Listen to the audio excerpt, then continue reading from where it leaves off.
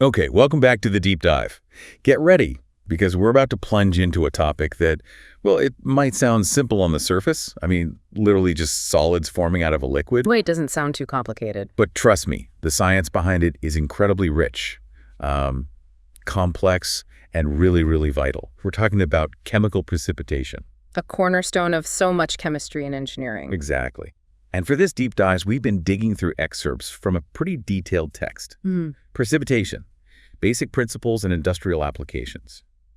It's a really thorough look at the fundamental science. How and why solid phases actually crash out of solution. It really gets into the weeds, which is great. Yeah, so our mission today is basically to unpack this material for you chapter by chapter. We'll try to pull out the core principles, the kinetics, how fast things happen, and all the, frankly, surprising factors that influence this seemingly simple act. Consider this your fast track, maybe, to understanding a key concept in chemical engineering. And what I find fascinating about this source is how well it connects the, let's say, the fundamental science, the theory, with actual real-world applications. It really shows how controlling precipitation is just essential, whether you're, making pharmaceuticals or pigments or even just dealing with wastewater treatment. So we'll try to pull out the insights that really matter for understanding it all. That's the plan.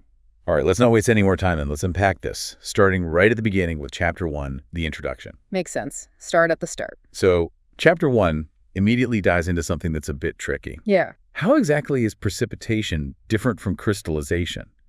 The book itself says, look, it's tough to draw a really sharp line. Yeah, the boundary can be fuzzy. But one key difference, often highlighted, is speed. Precipitation tends to be, well, a much faster process. And that speed. It's really driven by the core condition. Very high supersaturation. Just think about it for a second. Yep. You have a concentration of dissolved stuff way, way beyond its normal equilibrium solubility. The system's itching to get rid of it. Exactly. It's highly unstable, and it really wants to form a solid. And this is usually linked to the fact that the solid phase itself typically has a very low solubility product. It just fundamentally doesn't want to stay dissolved in that particular solvent. Right.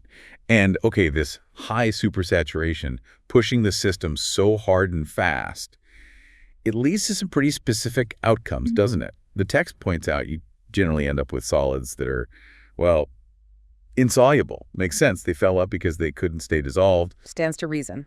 And because of that intense initial push, that high supersaturation, the mechanism called primary nucleation often dominates, at least early on. This basically means you get a massive, almost simultaneous burst of new particles being born. A huge population explosion, essentially. Yeah, we're talking incredibly high numbers. Right. The book mentions particle concentrations typically between 10 to the 11th and 10 to the 16th particles per cubic centimeter.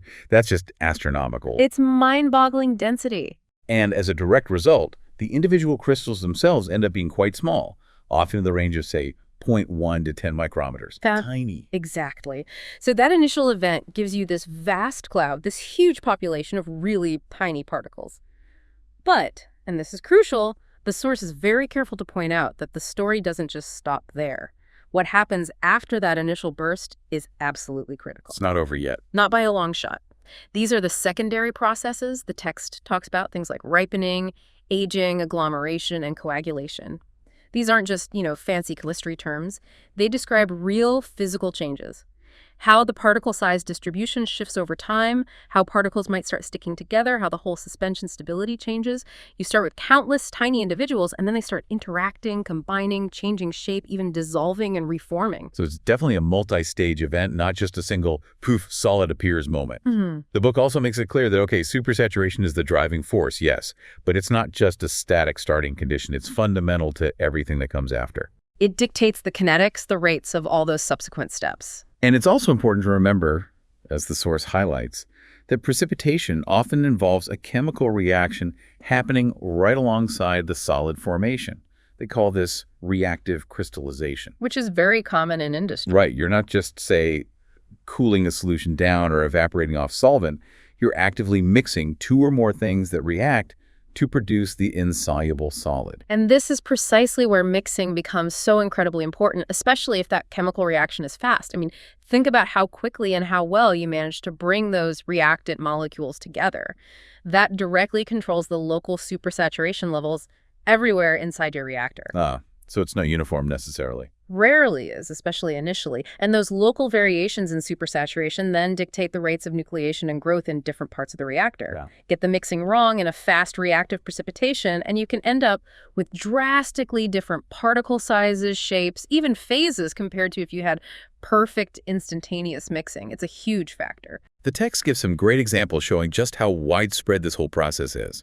Historically, you've got the solvate process for making sodium bicarbonate, dating back to the 19th century.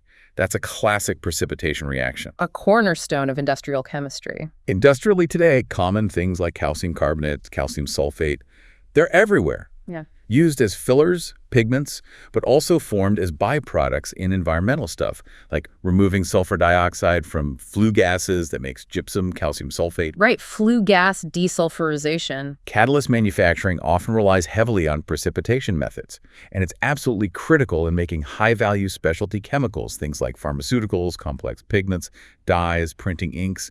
Often involves tricky organic molecules and non-aqueous solvents, too. And biotech is getting in on the act, too, using controlled precipitation for purifying proteins or other biomolecules.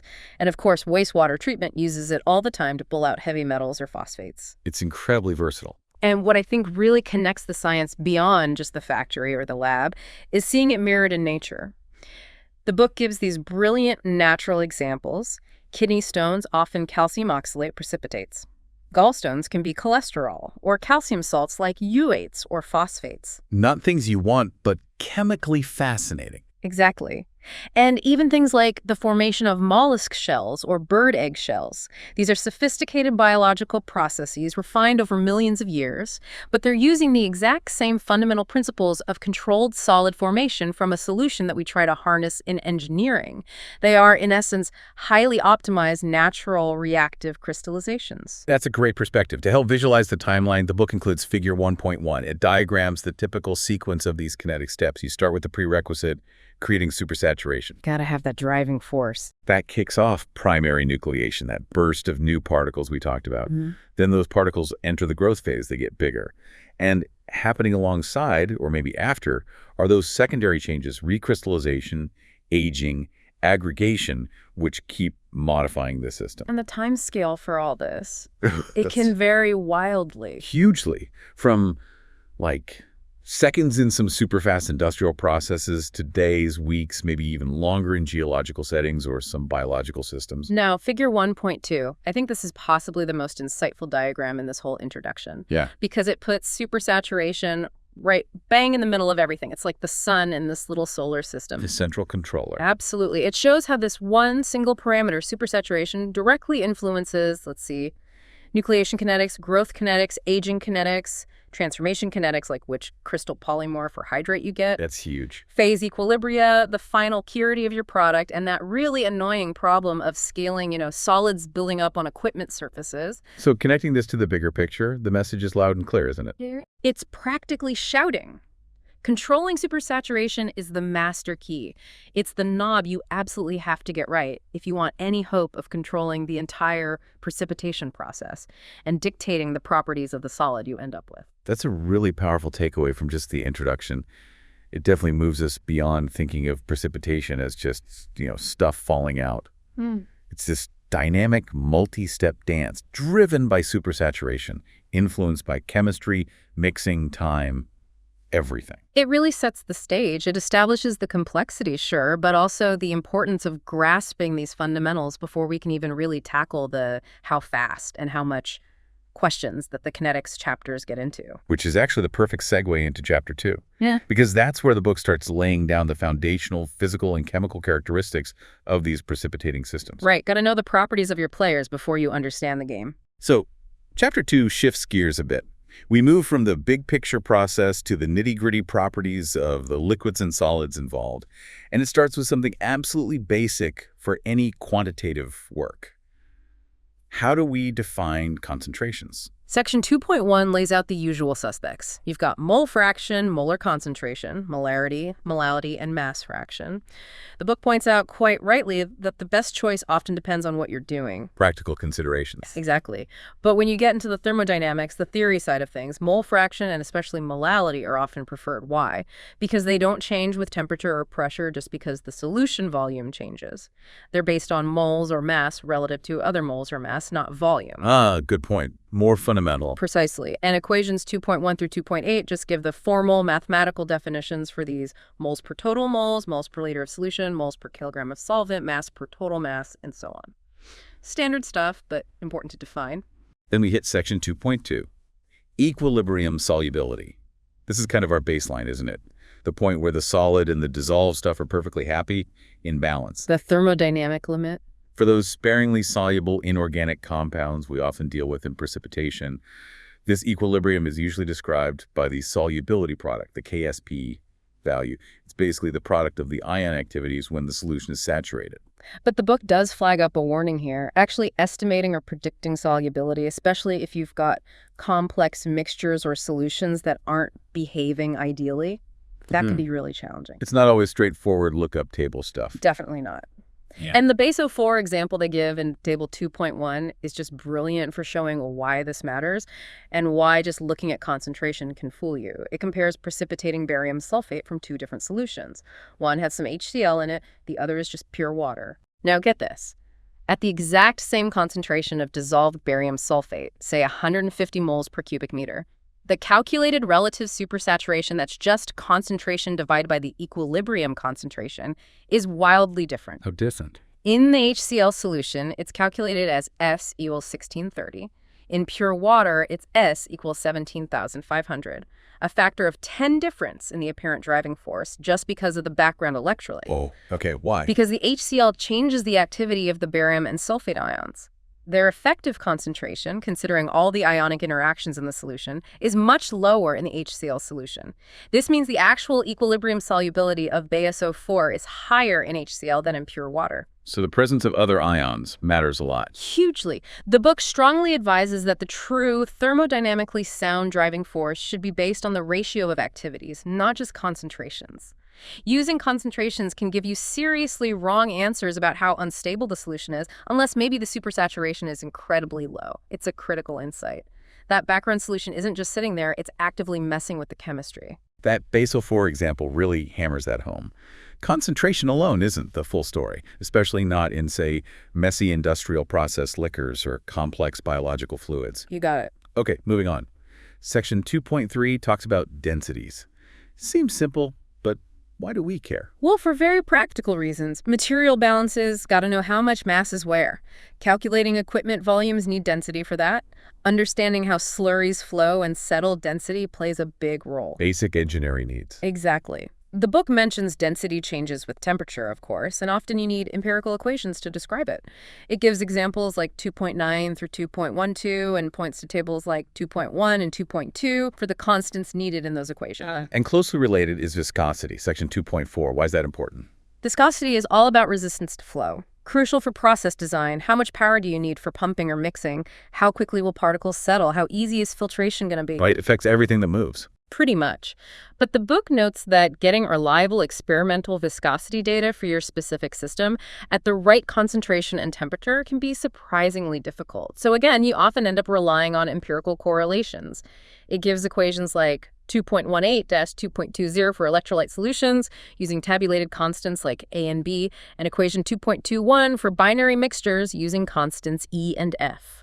Now, what about suspension viscosity? That sounds even trickier, liquid plus solid particles floating around. Oh yeah, much more complex. You've got the fluid viscosity plus the effect of the solid particles disrupting the flow.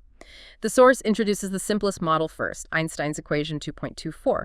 But that only really works for very dilute suspensions of perfect, non-interacting spheres. Which is almost never the case in reality. Exactly. So it then mentions more complex models like the Guff and Gold equation 2.25 and models by Batchelor, which try to account for higher particle concentrations and interactions. There's a figure 2, right? Figure 2.1. Yes, and figure 2.1 is really illuminating. It plots the relative viscosity the suspension viscosity, divided by the pure liquid viscosity against the volume fraction of solids. You see, the viscosity just shoots up as you add more solids. Makes sense intuitively. It does, but the figure also shows how the different models start to diverge quite significantly, especially at higher concentrations, say above 10 or 20% solids by volume. And this immediately flags up a really important practical question. How on earth do you accurately model or predict the flow behavior of a real precipitation slurry? Your particles aren't perfect spheres, they have a whole distribution of sizes, they might interact, and the whole suspension might become non-Newtonian. Its viscosity might depend on how fast you're shearing it. So the simple models break down pretty quickly. They really do. It underscores the need for actual experimental measurements for most real-world systems, especially concentrated ones. Okay, so getting these basic physical properties, density, viscosity sorted is fundamental for any serious process work. Now, section 2.5. This takes us into the real thermodynamic engine room of crystallization, doesn't it? It does. Section 2.5.1 lays out the basic thermodynamic relationships, and the absolute key concepts here are chemical potential, usually given the symbol mu, and activity, symbol A. Defined by equations 2.27 and 2.28. Right. Chemical potential. You can think of it as the thermodynamic driving force per mole. Stuff moves from high chemical potential to low chemical potential. Activity, as we touched on before, is like the effective concentration. It's how you adjust the actual concentration to account for the fact that molecules and ions in real solutions interact with each other. They don't behave like ideal gases. They're not independent entities. Not at all. And the bridge between the real concentration and this effective concentration or activity is the activity coefficient, gamma. For electrolyte salts that split into ions in solution, it gets a bit more complex, and the book introduces the mean ionic activity coefficient, described by equations 2.29 through 2.33. That represents the average non-ideal behavior of the positive and negative ions together. And it mentions converting between concentration scales. Yeah, that's important too. Equations 2.43, 2.46, because activity is often defined based on molality or mole fraction for theoretical reasons, but you might measure concentrations in molarity, so you need to convert accurately. Example 2.3 for sodium nitrate just walks through how these calculations work. Now, section 2.5.2 hits a really difficult spot. Activity in supersaturated solutions. This seems critical, because precipitation only happens when you're supersaturated. But how do you figure out the activity up there? Exactly. It's a major headache. By definition, these solutions are unstable. Getting reliable experimental activity data is incredibly hard, often impossible. So what do we do? We have to rely on theoretical models and empirical correlations, but they all come with caveats. The classic one is the Debye-Huckel limiting law, equations 2.49, 2.51, constants in table 2.3. It's theoretically derived for very dilute solutions based on electrostatic interactions. It works okay at very low ionic strengths, but breaks down quickly as concentrations increase. Not great for typical precipitation conditions, then. Often not. So people developed extensions and empirical correlations like the Bromley correlation, equation 2.52 ionic parameters in table 2.4. Bromley's method lets you estimate activity coefficients at higher ionic strengths, which is useful, but it's fundamentally empirical, and the parameters are usually only determined at a specific temperature, typically 25 degrees C. The calcium sulfate example 2.4, really shows the issue, doesn't it? It does. It calculates the mean ionic activity coefficient for CaSO4 using 4 different methods, Debye-Huckel limiting law, 2 extended versions, and the Bromley equation. And look at the results. You get values like 0.396, 0.439, 0.419, 0.405. They're in the same ballpark, but definitely not identical. Exactly. That variation, even for a relatively simple 1.1 electrolyte, just highlights the inherent uncertainty. You're trying to predict complex molecular interactions in a highly non-ideal, unstable state. It's tough, and different models give slightly different answers. Choosing the best one isn't always obvious. So, estimating activity in supersaturated solutions is an area with significant uncertainty. Absolutely. The source also briefly mentions methods for tackling multi-component systems using similar correlation approaches like Litsky-Stoughton or Bromley, and gives example 2.7 for calcium carbonate precipitating in the presence of sodium chloride, showing how you account for the effect of the background salt on the KCO3 activity. Okay, then section 2.5.3 focuses specifically on solubility in inert electrolytes. Yeah. How does having other salts around affect the solubility of the compound we actually care about? It comes back to activity coefficients again. Those inert salts change the overall ionic strength of the solution. Changing the ionic strength changes the activity coefficients of the ions you're trying to precipitate, like Kao and Kosa in the previous example. Equation 2.65 shows this relationship.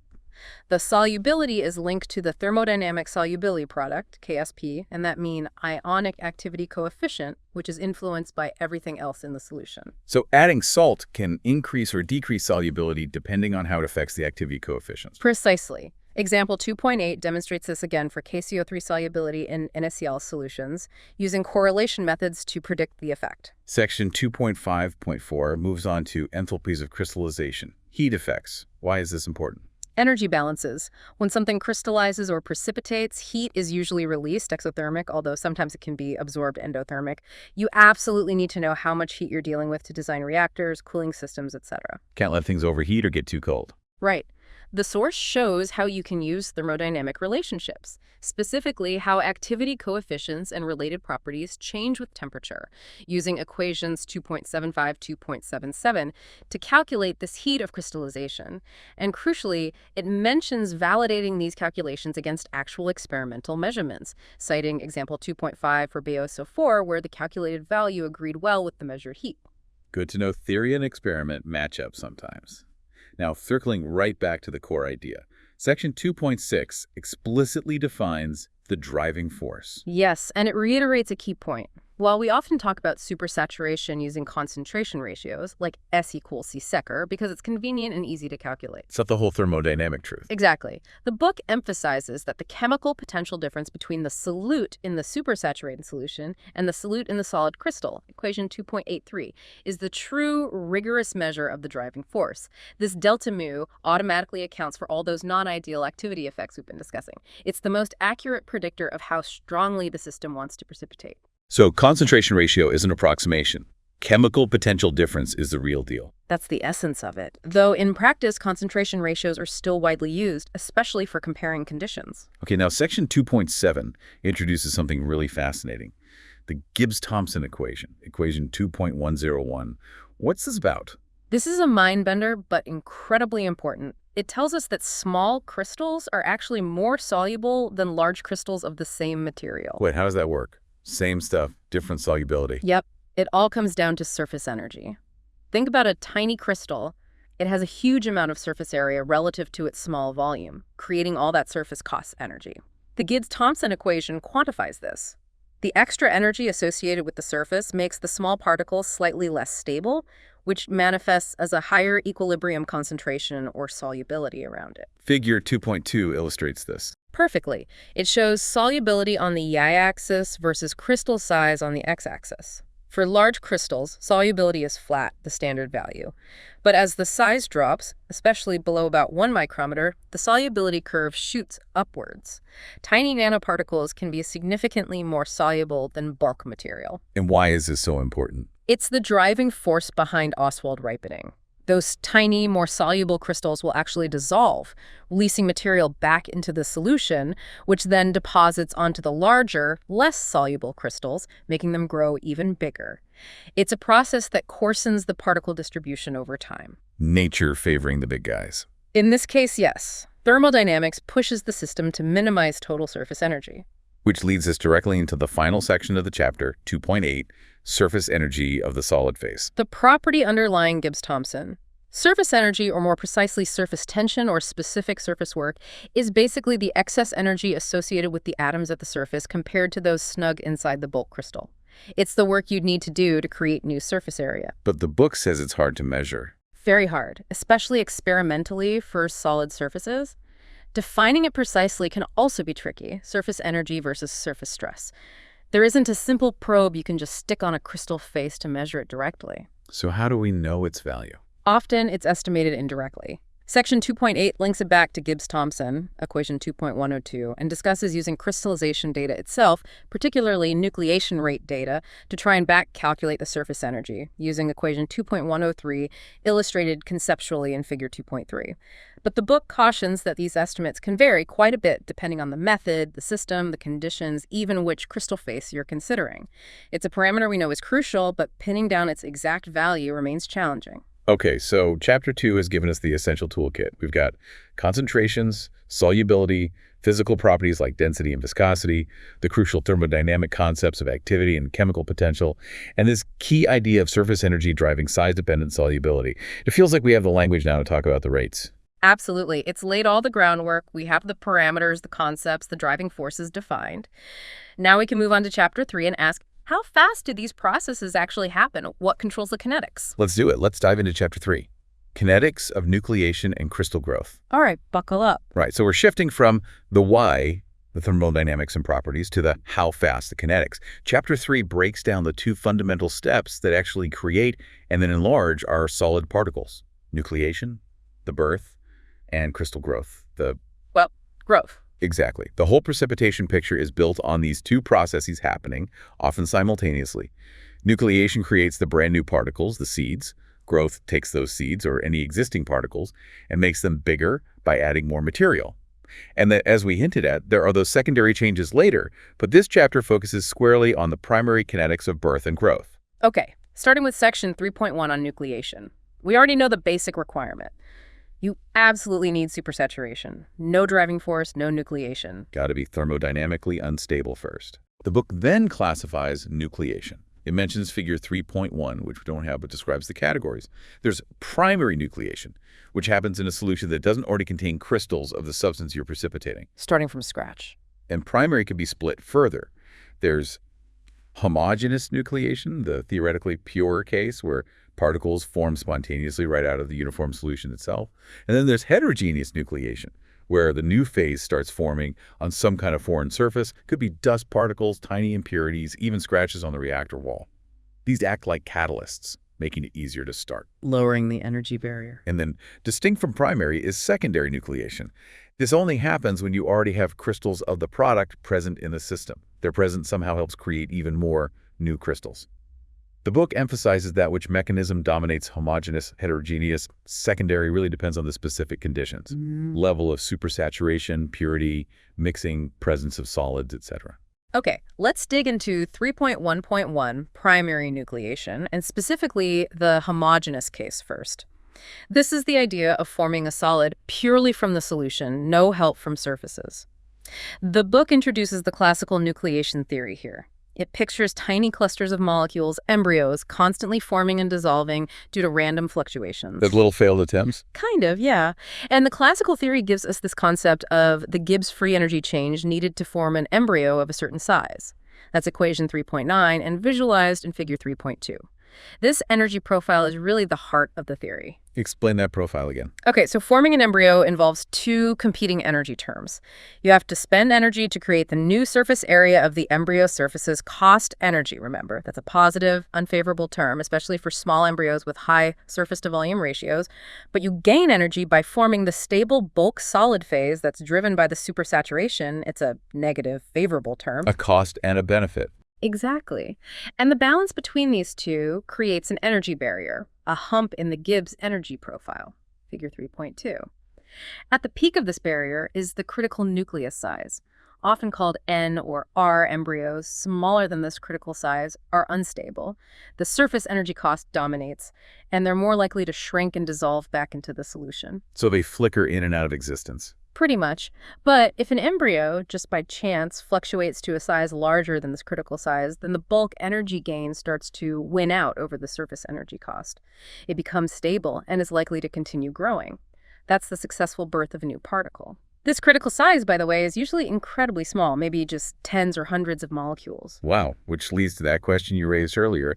How do you even experimentally detect or measure something that small and transient? Actually seeing that critical nucleus form seems incredibly challenging. It's a huge challenge, and one of the difficulties in rigorously validating the classical theory at the molecular level, you're looking for vanishingly small, fleeting events in a busy solution. Makes sense.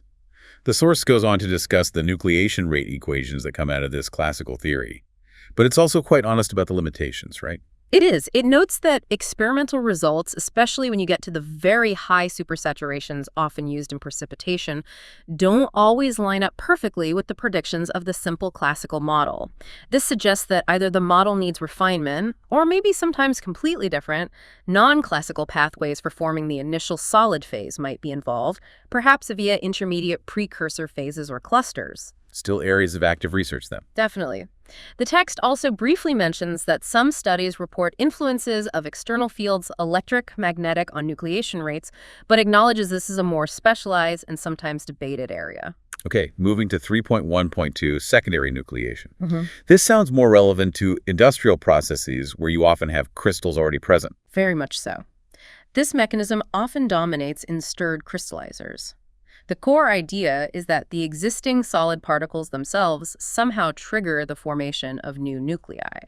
The book doesn't go into extreme mechanistic detail here, but mentions common ways this happens. Like what? Contact nucleation is a big one. This involves collisions crystals hitting other crystals, crystals hitting the impeller blades, crystals hitting the reactor walls.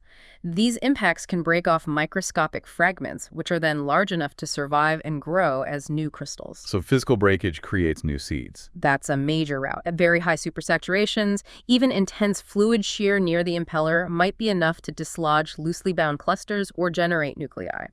The key takeaway is that in any system with existing solids and some level of agitation, secondary nucleation is likely happening and contributing significantly to the overall number of particles being formed. Got it. Now, section 3.1.3 introduces a very practical concept, the crystallization induction period. This is something you can actually measure, right? Yes, this is the observable time lag. You create the supersaturation, say, by mixing reactants or cooling a solution, and then you wait.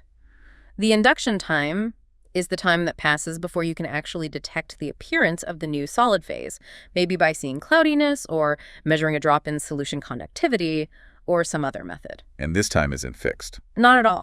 It's highly dependent on conditions. The most important factor is supersaturation. The higher the supersaturation S, the shorter the induction time. Often it's a very steep relationship. Figure 3.1 for strontium sulfate shows that clearly. Exactly. It plots induction time versus concentration, and you see the time plummeting as concentration goes up. Other factors matter too. Temperature, how well you're mixing, and critically, the presence of impurities. Impurities can sometimes shorten the induction time by acting as heterogeneous nuclei, or they can lengthen it dramatically by inhibiting nucleation. Figure 3.14 shows an experimental technique using conductivity. Right.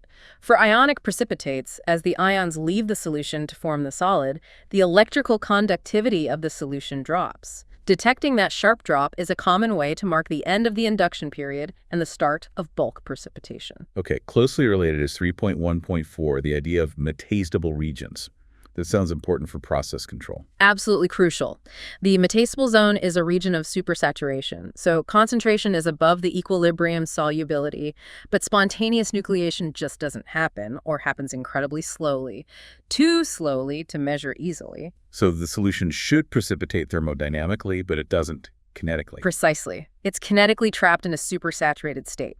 However, if you were to add seed crystals into this metastable solution, they would grow. The driving force for growth is there, just not enough to kick off primary nucleation easily. The boundary of this region, the supersaturation level where nucleation suddenly kicks in rapidly, is called the metastable zone width, or metastable limit. Figures 3.16 and 3.17 are phase diagrams showing this. Yes, they typically show the equilibrium solubility curve and then another curve above it representing the metastable limit. The area between those two curves is the metastable zone. You can operate within this zone without making new particles spontaneously, which can be very useful if you want to control growth on existing seeds, for example. But the width of that zone isn't constant. No, not at all. It depends strongly on the specific substance, the temperature, how quickly you're creating the supersaturation, GG cooling rate, the level of agitation, and again, impurities can significantly affect it. It's something that often needs to be determined experimentally for a specific process. Makes sense. Then 3.1.5 discusses transient nucleation. What's this about? This acknowledges that the nucleation rate doesn't just instantly switch on to its steady value the moment you cross the metastable limit. Especially when conditions change quickly, like at the start of mixing reactants, there's often a time lag, symbolized by tau, before the rate of embryo formation and stabilization reaches a steady state. Like the system needs a moment to get going. Kind of. Classical theory predicts this transient period.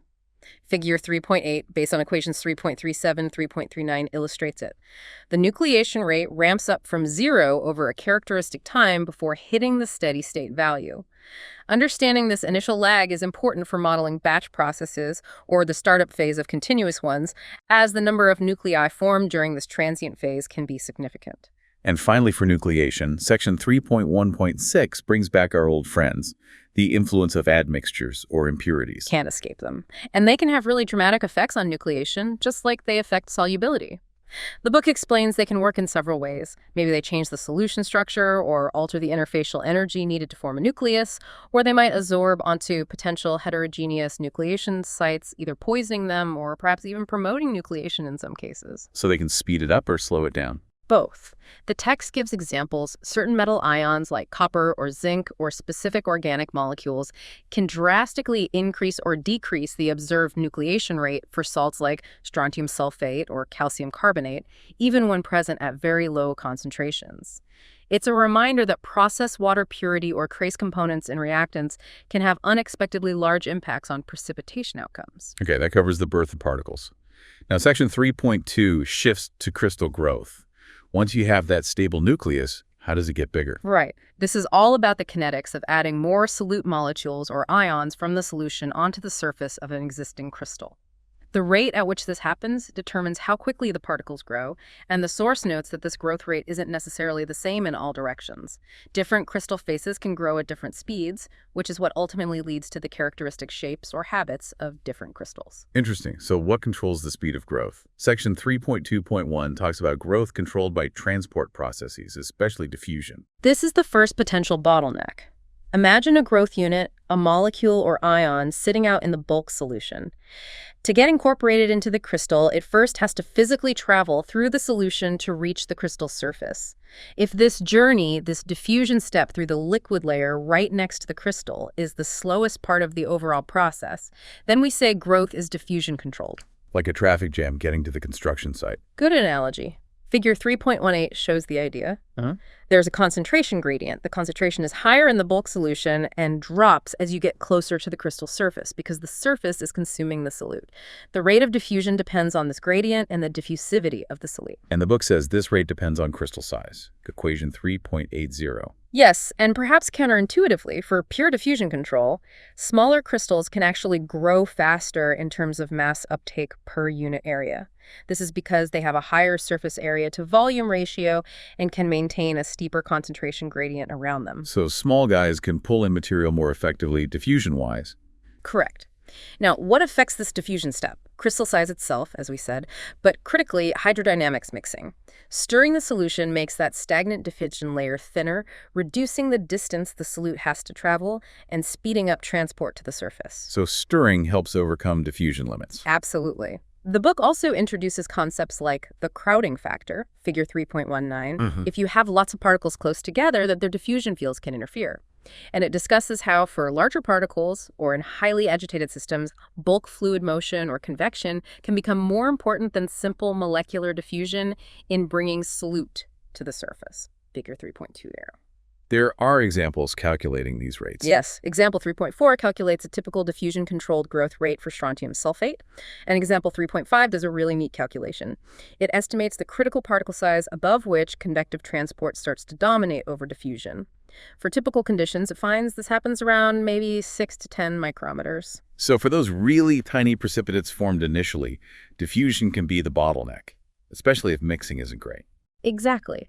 It tells us that for nanoparticle or submicron particle growth, mass transport limitations are very likely unless you have extremely vigorous mixing. Okay, but what if diffusion is fast enough? What's the next potential bottleneck?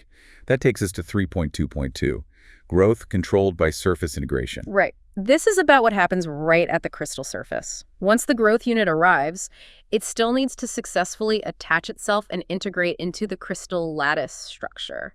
If this surface process, finding the right spot, orienting correctly, making bonds, is slower than the transport step, Then it becomes the rate-limiting step. The actual construction work on the surface. Precisely. And how this happens depends a lot on the nature of the crystal surface itself. The book describes mechanisms like growth units attaching at kink sites, shown conceptually in figure 3.21.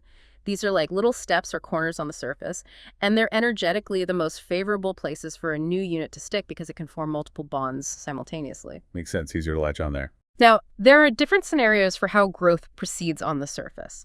If the surface is very rough, maybe at very high supersaturation, growth might be continuous units can stick almost anywhere easily. But if the surface is molecularly smooth, like a perfect crystal face, things get trickier. How so? Well, one way is through two-dimensional 2D nucleation, figure 3.22, kinetics described by equations 3.108, 3.118. To start a whole new layer on a flat surface, you first need to form a stable 2D nucleus, like a tiny island, on that terrace. Once formed, this island can spread rapidly across the surface, but forming that initial 2D nucleus requires overcoming an energy barrier similar to 3D nucleation. So you need nucleation just to start a new layer. If the surface is smooth, yes. Another incredibly important mechanism, especially at lower supersaturations where 2D nucleation is difficult, is screw dislocation growth, figure 3.27. Screw dislocation. What's that? It's a type of crystal defect. Imagine a crystal plane that sort of ramps up like a spiral staircase. Where the step of the spiral emerges on the surface, it creates a perpetual ledge. Growth units can continuously add to this ledge as it spirals around, meaning the crystal can keep growing without ever needing to nucleate a completely new 2D layer. Ah, so the defect provides a continuous growth site. Exactly. It bypasses the need for 2D nucleation. This mechanism is often dominant at low to moderate supersaturations. And the kinetics are different. Yes, screw dislocation growth often follows a parabolic growth law, meaning the growth rate is proportional to the supersaturation squared, rate or caress S. At low S, equations 3.134, 3.143, figure 3.27. Table 3.2 gives some constants for this model. This contrasts with, say, a 2D nucleation, which can have exponential dependence, or diffusion control, which might be linear. So the mechanism dictates the mathematical form of the growth rate. Correct, which is why identifying the dominant mechanism is so important for modeling. Now, section 3.2.3 brings it back to reality.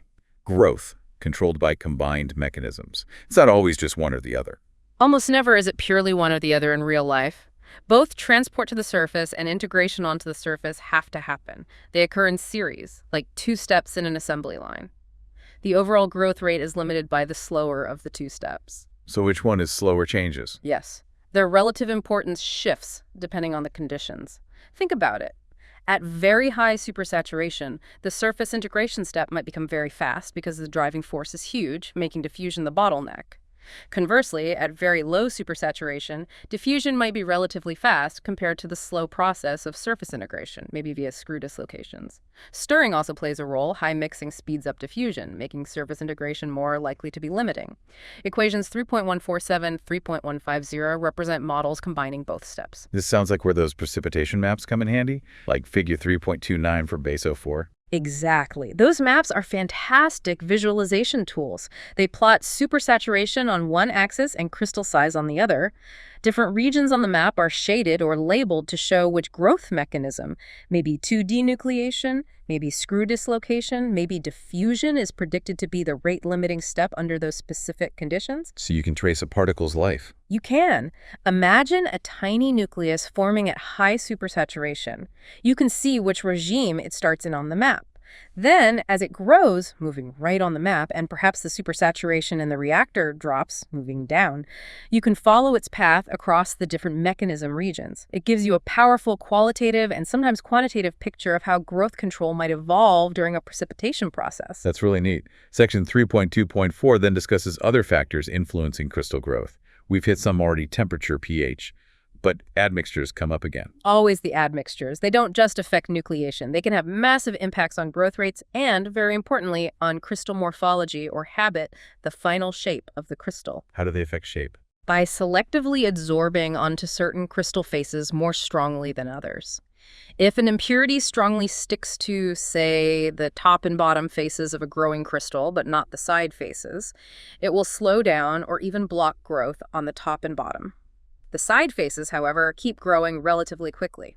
The result: The crystal elongates into a needle or a plate instead of maybe forming a compact cube or sphere. Ah, so they sculpt the crystal by selective blocking. That's a good way to put it. The book also mentions deviations from ideal growth behavior, like the fact that sometimes crystals don't follow McCabe's law, which assumes growth rate is independent of size. And it brings up growth rate dispersion, the observation that even crystals of the exact same size in the same solution can sometimes grow at noticeably different rates. Why would that happen? It's often attributed to differences in their internal perfection, particularly the number and type of dislocations they contain. More dislocations might mean more growth sites, leading to faster growth. This dispersion effect really complicates things if you're trying to predict the final particle size distribution accurately. Back to the admixtures and morphology, the book distinguishes between incorporated and adsorbed ones. Yes, incorporated impurities are actually built into the crystal lattice itself. Adsorbed impurities just sit on the surface. It's usually the adsorbed ones that have the most dramatic effects on growth rate and shape modification, acting as those selective blockers we talked about. And figures 4.26, 4.29, and table 4.9 show examples of this. They do, and they're quite striking. You see examples where adding a specific impurity or even just changing the initial supersaturation, which affects relative growth rates of different faces, can completely change the crystal habit from plates to needles, or from compact polyhedra to branched dendrites. It demonstrates how sensitive morphology is to the chemical environment. Can we quantify this effect? Sometimes. The book presents models, equations 4.132 d 4.135, that try to quantify the effectiveness of an admixture in inhibiting growth, often based on adsorption isotherms, like the Langmuir model. Example 4.8 and figure 4.25 show this approach applied to the effect of HEDP, an additive, on barium sulfate growth, and zinc ions on strontium fluoride growth. You can see how increasing the admixture concentration slows down the growth rate. But the source also adds a note of caution. Interpreting these quantitative results needs care, as the interactions can be complex. Okay. The chapter then briefly touches on 3.2.5, growth with chemical reaction, where surface reactions are involved, and 3.2.6, generalization of growth rates, kind of wrapping things up. So chapter 3 has really unpacked the microscopic kinetics, the birth rate via nucleation, and the growth rate via transport and surface integration. It gives us the fundamental rate laws for the individual processes. Now, chapter 4 is where we take these rate laws and put them together to describe what happens to the whole population of particles in a reactor over time. It scales up from single particle kinetics to system kinetics. That's right. Chapter 4 is about integrating it all, taking those nucleation and growth kinetic models and applying them to understand and predict the overall precipitation process as it happens in a batch or continuous reactor. Exactly. Moving from the mechanism of a single event to the collective behavior of billions of particles. How does the whole system evolve? Section 4.1 looks at the theoretical description of precipitation kinetics in different reactor setups. First up, 4.1.1 discusses kinetics in a closed system, basically, a batch reactor. The simplest case conceptually. You mix your ingredients, maybe adjust temperature, and let it run. In this case, the supersaturation level isn't constant, is it? It starts high and then decreases over time as the solid forms and consumes the solute. That's the key feature of batch precipitation. The driving force is continuously changing. The models described here try to combine the kinetic expressions we just discussed for nucleation, J, and growth, G, which themselves depend on the changing supersaturation with mass balances for the solute and the solid particles. And what do these models predict? They can predict how the supersaturation profile decays over time, and crucially, how the crystal size distribution, the CSD, develops during the batch. Figure 4.3 shows a schematic illustration of this. You might start with lots of small nuclei, and then they grow, shifting the distribution towards larger sizes, maybe broadening or narrowing depending on the relative rates of nucleation and growth. So modeling batch precipitation requires solving time-dependent equations. Usually, yes. Differential equations describing the rates of change. Okay, then 4.1.2 switches to kinetics in an open system, focusing on continuous reactors, particularly the MSMPR, the mixed suspension, mixed product removal reactor. Figure 4.4 shows a schematic. The workhorse of many industrial crystallization processes. The idea here is you have continuous inflow of reactants and continuous outflow of the product slurry, the mixed suspension. Ideally, it's perfectly mixed, so the conditions inside the reactor are uniform, and the stuff leaving is representative of what's inside. And the goal is usually steady state. Often, yes. You aim to operate it so that the supersaturation inside remains constant over time, leading to a stable, time-invariant crystal size distribution in the output. How do you model the CSD in an MSMPR? The core mathematical tool is the population balance equation, PBE. This is like an accounting system for particles of different sizes. It balances the rate at which particles of a certain size enter the reactor, usually 0 for MSMPR, the rate they are born at that size by nucleation, the rate they grow into and out of that size range, and the rate they leave the reactor in the outflow stream. Equations 4.3 and 4.43 lay out the math for the idealized MSMPR case. And what does the solution look like? Under ideal MSMPR assumptions, like size-independent growth, no agglomeration, etc., the PBE predicts a specific mathematical form for the steady-state CSD. Often, if you plot the logarithm of the population density versus size, you get a straight line, as shown conceptually in Figure 4.5. Table 4.1 summarizes how you can calculate overall properties like total mass or number concentration from this distribution. Now, the really powerful thing is, can you go backwards? Can you use the measured CSD from an MSMPR experiment to figure out the kinetics? Yes, that's one of the main uses of MSMPR experiments. If you measure the steady-state CSD, for example, using laser diffraction or sieving, and know the operating conditions, residence time, slurry density, you can often back-calculate the effective nucleation rate, B, often used instead of J, and growth rate, G, that must have produced that specific distribution. Example 4.2 walks through exactly this kind of analysis for calcium oxalate precipitation. That's incredibly useful for getting kinetic data. It is, but the book adds a necessary caution. The kinetics you derive are specific to the conditions of that MSMPR experiment: supersaturation level, mixing intensity, temperature, etc. Extrapolating those rates too far outside that range can be risky. Kinetics can change dramatically with conditions. Good point. Section 4.1.3 then considers kinetics with slowly developing supersaturation. When would this happen? Think about reactive precipitation, where you're feeding in reactants over a period of time, not just dumping them in all at once. Or maybe the chemical reaction that generates the insoluble species is itself relatively slow. In these cases, the supersaturation doesn't just appear instantly. It builds up gradually, maybe passes through a maximum, and then decays. So again, non-constant conditions. Exactly. Figure 4.8 illustrates this well, showing different possible supersaturation profiles over time depending on how reactants are added and mixed, like comparing single jet versus double jet addition. These transient supersaturation profiles mean the nucleation and growth rates are constantly changing throughout the process. So analyzing data from these systems is more complex. Yes, you can't just use the simple steady-state MSMPR equations. You need models that explicitly account for the time-varying supersaturation profile. Example 4.3 for barium chromate precipitation using single-jet mixing shows how experimental data from such systems can be analyzed using appropriate transient models. Okay. 4.1.4 focuses on the opposite extreme. Kinetics in systems dominated by crystal growth. What scenario is this? This is where nucleation is either very rapid and basically finishes right at the beginning, or maybe it's deliberately suppressed, for example, by operating in the monistable zone with seeds. In such cases, the main event determining the final particle size is simply how fast those initial or seeded particles grow over time. So the number of particles is fixed, and they just get bigger. Largely, yes. Figure 4.11 shows schematically how the average particle size would increase over time in a growth-dominated system. The shape of that curve depends on the growth mechanism, for example. If growth rate is constant, independent of size and supersaturation, which is an approximation, size increases linearly with time.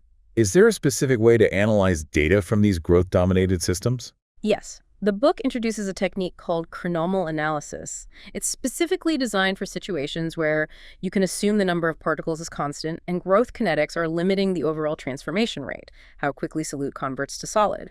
Equations 4.86, 4.92, and Table 4.4 provide the mathematical basis essentially relating the fraction transformed over time to the underlying growth kinetics. Example 4.5 shows it applied to analyze recrystallization data for magnesium sulfate heptahydrate. Got it. Now, Section 4.2 takes us back to the chemical aspects that influence the overall kinetics. Right, revisiting some key chemical principles in the context of the whole process. 4.2.1 brings up Ostwald's law of stages again. Remind us what that is. This is the observation that when a system transforms from an unstable state, like a supersaturated solution, to a stable state, the final solid precipitate, it doesn't always go there directly. It might first form an intermediate metastable solid phase, which is easier to nucleate kinetically, even though it's not the most thermodynamically stable form. So you get the wrong crystal first. Sometimes, yes. The classic example mentioned is calcium carbonate. You might first precipitate amorphous calcium carbonate, or crystalline forms like vaterite or aragonite, which are metastable under many conditions. Only later, over time, will these transform into the most stable form, calcite. The book also mentions different hydrates of calcium hydrogen phosphate, like brushite versus monatite, forming sequentially. The key point is that this is driven by kinetics. The activation energy barrier to nucleate the metastable phase is lower than for the stable phase, so it forms faster initially. Fascinating. 4.2.2 expands on the chemistry of precipitation reactions. What's the focus here? It goes beyond just simple ion association. It highlights systems where the rate of the underlying chemical reaction itself can be slow enough to influence or even control the overall rate of precipitation. So it's not just about supersaturation driving physical nucleation and growth. Correct. The example given is the formation of ferric hydroxide from ferric ions. This involves hydrolysis and polymerization steps.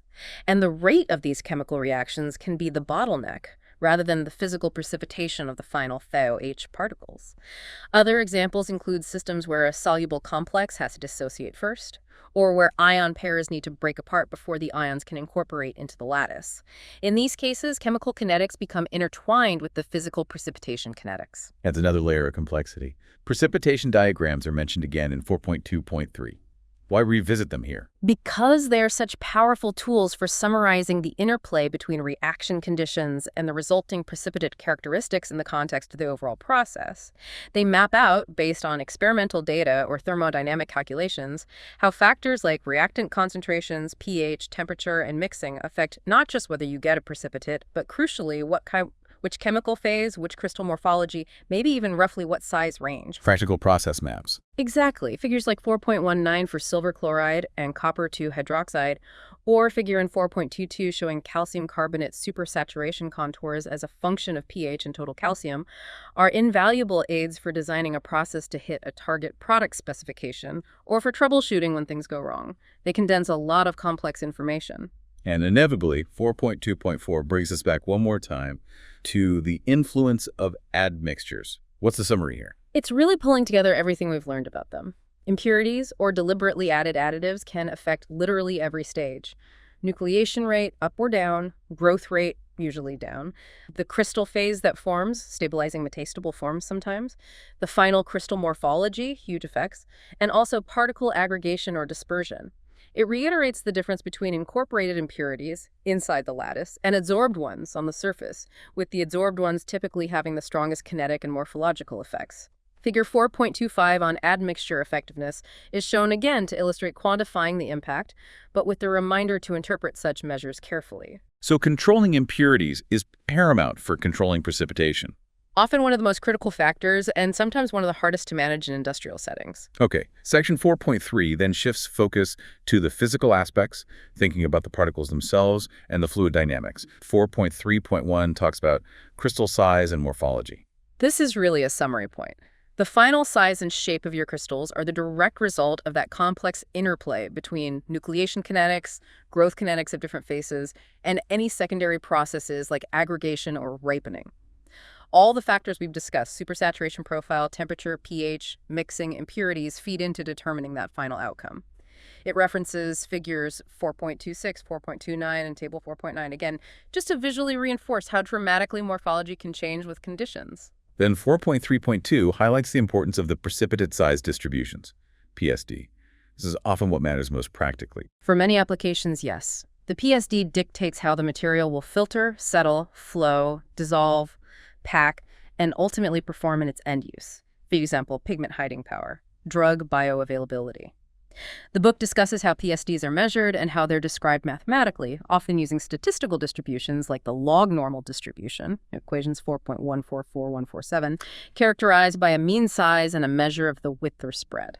And 4.3.3 dives deep into the influence of hydrodynamics and mixing. We touched on this, but it seems critical. Absolutely critical, especially in reactive precipitation.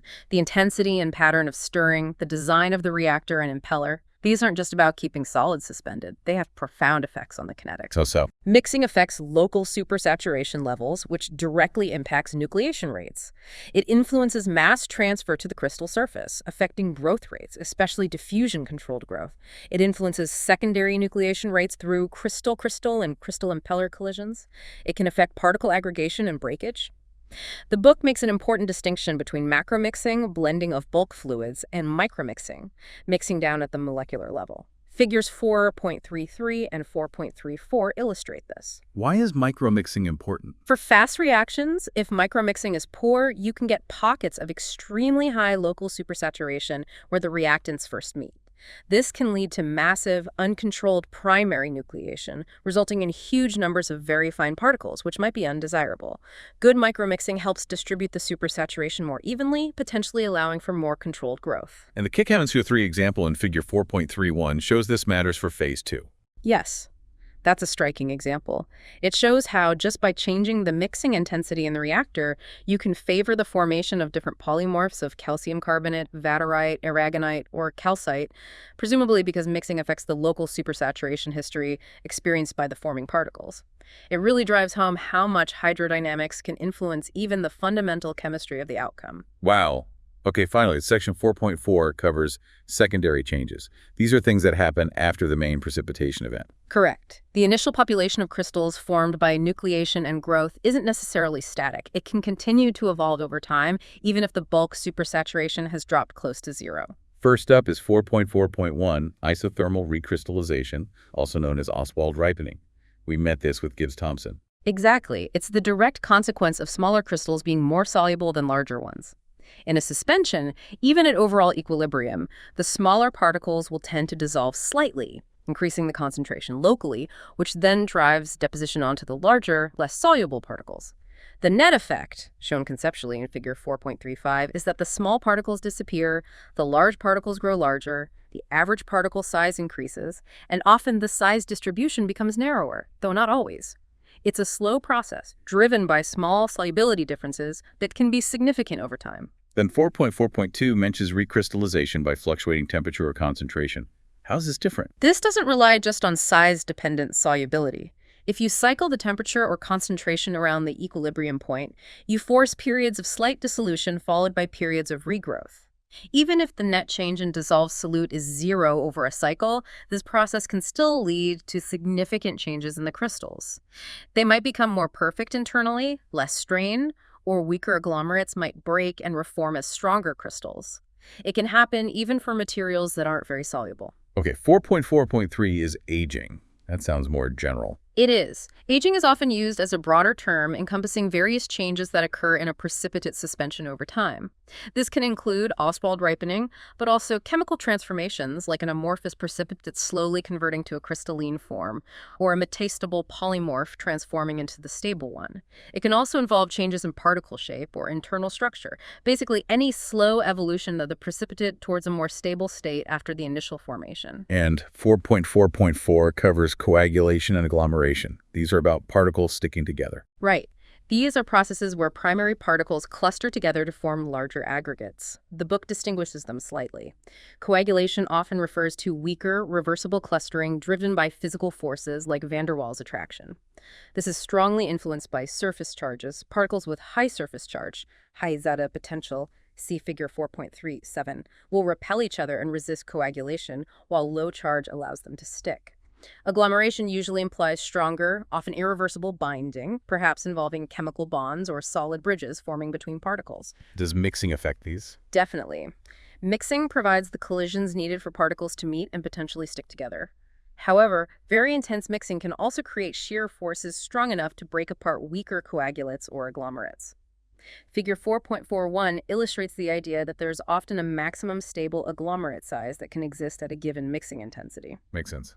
And finally, 4.4.5 briefly mentions the kinetics of phase transformation, tying back to Ostwald's law and aging. Yes, just acknowledging that the rate at which one solid phase transforms into another during aging is itself a kinetic process that can be studied and modeled. Wow. Okay, that really was a deep dive, chapter by chapter, into the core science of precipitation. We've journeyed from the basic definitions and thermodynamic driving forces through the incredibly detailed kinetics of how individual particles are born and grow, and finally integrated all that to understand how the whole system behaves and evolves over time, including all those crucial secondary effects and influencing factors. It really does paint a picture of remarkable complexity, doesn't it? It highlights just how interconnected everything is. You've got the thermodynamics setting the stage with supersaturation. You've got kinetics of nucleation and growth determining the initial outcome. You've got surface chemistry dictating interactions and morphology. You've got fluid dynamics controlling mixing and transport. And threaded through all of it is the often dramatic influence of even trace amounts of impurities.